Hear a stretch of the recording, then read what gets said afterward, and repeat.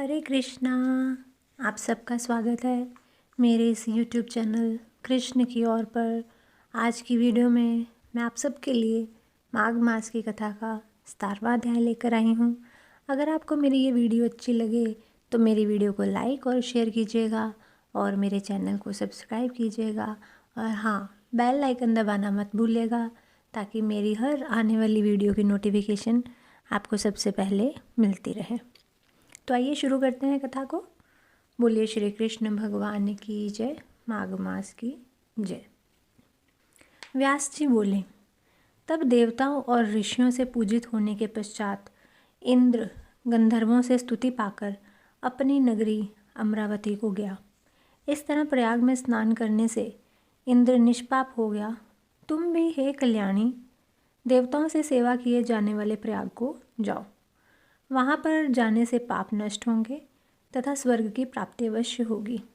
अप्सरा ने कहा, इस प्रकार प्रमाण सहित उनके सुमंगल वचन को सुनकर संभ्रम में पड़ी हुई मैं ब्राह्मण के चरणों में प्रणाम करके और संपूर्ण बंधुजन, दास दासी, घर धन तथा सब विषयों को छोड़ के तथा शरीर को क्षण भर में नष्ट होने वाला जानकर घर से निकली। मैंने माघ महीने में गंगा यमुना के संगम में जाकर स्नान किया। हे वृद्ध निशाचर, उस स्नान के माध्यम से 3 दिन के स्नान से मेरे पाप नष्ट हो गए और शेष 27 दिन के स्नान के पुण्य से मैं देवता हुई और गिरिजा की प्रिय सखी होकर अपनी जाति की याद रखती हुई कैलाश में रमण करती हूँ। हे क्रूर हृदय, प्रयागराज के लिए मैं सब देवताओं के साथ माघ महीने में वहाँ स्नान करने जाती हूँ। हे राक्षस, तुम्हारे पूछने पर वह सब वृतांत मैंने आपको मुग्ध करने के लिए कहा। इसी तरह तुम भी मुझे मुग्ध करने के लिए अपना चरित्र कहो कि किस कर्म से तुम कुरूप और भयंकर हुए हो। दाढ़ी, मूंछ और बड़े दांत वाले तुम पर्वत की गुफा में निवास करते हो। राक्षस बोला, इच्छा की पूर्ति करने वाली छिपी हुई बात को कहने वाली, हे वामलोचने, मैं निसंदेह कहता हूँ कि मुझ क्रूर जन्मा के भविष्य का उद्धार तुम्ही से शीघ्र होगा। इसलिए जो पाप मैंने स्वयं किया था तुमसे कहता हूँ। हे सुश्रोणी, सुनो, मैं काशी में वेदों की अनेक ऋचाओं का ज्ञाता था। पुराने समय में बड़े स्वच्छ उत्तम विप्र के कुल में पैदा हुआ था। हे भीरु, राजा, पापी, शूद्र तथा वैश्याओं से मैंने काशी में निंदित और निषिद्ध भयंकर बड़े बड़े प्रतिग्रह चंडालों से भी दान लिए। मुझ मूढ़ बुद्धि से और भी अनेक पाप हुए। हे वरवरणी, अविमुक्त क्षेत्र में अनुमात्र भी पाप करने से वह मेरु पर्वत के समान हो जाता है। उस जन्म में मैंने थोड़े भी धर्म नहीं किए। बहुत दिनों बाद वहीं मेरी मृत्यु हो गई। तीर्थ में मरने से मैं नरक में नहीं गया। इस वज्रलेप पाप से मैं अत्यंत क्रूर पापी राक्षस हिमालय पर्वत पर जन्मा। इससे पहले 2 बार गिद्ध योनि में, 3 बार व्याघ्र, 2 बार सर्प, 1 बार उल्लू और इसके पश्चात गांव के सूअर की योनि में पैदा हुआ था। उस जन्म से यह राक्षस का 10वां जन्म है, जिससे 75,000 वर्ष व्यतीत हुए। हे प्रिय, इस दुख से मेरा कल्याण नहीं है। हे भद्रे, इस स्थान को 3 योजन तक मैंने जंतु रहित कर दिया है। अपराध रहित बहुतेरे प्राणियों को नष्ट किया। इन्हीं कार्यों से मेरा चित्त बराबर दहकता है। तुम्हारे दर्शन पाकर मेरे चित्त में कुछ शांति आई है। अब मैंने अपने दुख के ये सब कारण तुमसे कहे। हे शुभ्रे, इस दुख रूपी समुद्र से मैं पार कैसे जाऊं? दत्तात्रेय जी बोले, ऐसा उसका वचन सुनकर चित्त में दया लाकर और धर्म कर्म में मन लगाकर कांचन मालिनी ने उस दैत्य से कहा कि हे राक्षस, मैंने दृढ़ प्रतिज्ञा कर ली है। अवश्य तुम्हारी मुक्ति के लिए मैं प्रयत्न करूंगी। मैंने बहुत माघ स्नान किए हैं तथा ब्रह्म क्षेत्र प्रयाग में श्रद्धापूर्वक मैंने जितनी बार माघ स्नान किया है उस धर्म की संख्या हे राक्षस नहीं है। मुनियों ने दीन एवं दुखी लोगों को ही दान देने की प्रशंसा की है। इसलिए माघ महीने में एक बार स्नान करने का दृढ़ संकल्प हे मित्र शीघ्र ही पापों को नष्ट करने वाला है, अतः उस पुण्य को मैं तुझे देती हूँ। उसके प्रभाव से तुझे अभी स्वर्ग की प्राप्ति होगी।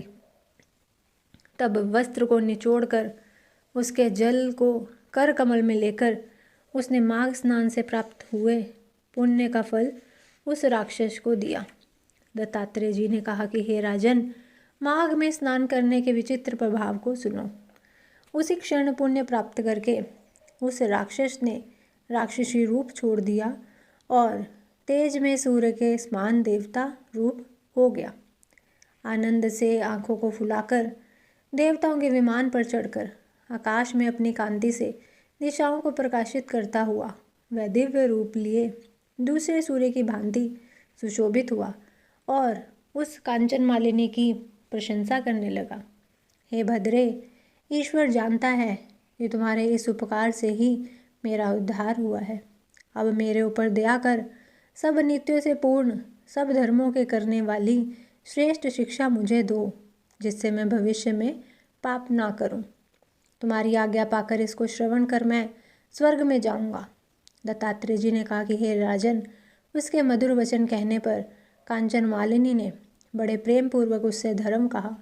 सदैव हिंसा त्याग कर धर्म व साधु पुरुषों की सेवा करो, काम आदि शत्रुओं पर विजय पाओ, दूसरों के गुण दोषों का वर्णन छोड़कर सत्य बोलो, शिव और वासुदेव भगवान की पूजा करो, देह, अस्थि, मांस और रुधिर में गर्व को त्यागो, पत्नी पुत्र आदि की ममता त्यागो, संसार को दिन रात क्षण भंगुर मांगो, वैराग्य भाव से मन लगाकर योगी बनो, शील युक्त हो, राक्षस शरीर छोड़कर तथा देव शरीर धारण कर और तेजस्वी होकर जल्दी ही स्वर्ग के सुख को भोगो।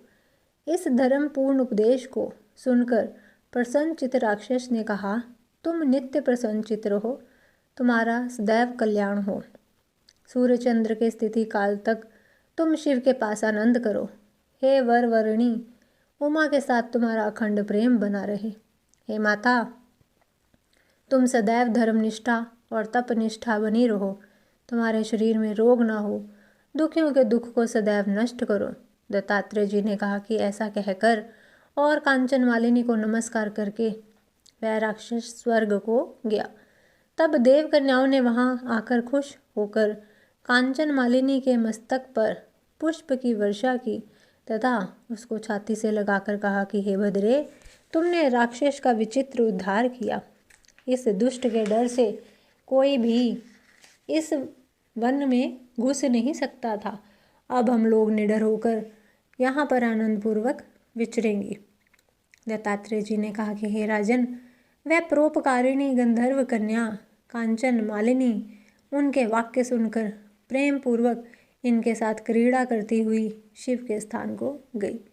वर कन्याओं से कहे इस संवाद को जो मनुष्य भक्तिपूर्वक सुनता है, इसको राक्षसों का भय नहीं होता और उसकी बुद्धि धर्म में होती है। बोलिए श्री कृष्ण भगवान की जय, माघ मास की जय। अगर आपको मेरी ये वीडियो अच्छी लगे तो कमेंट करके ज़रूर बताइएगा। मिलते हैं अपनी अगली वीडियो के साथ, तब तक के लिए हरे कृष्णा।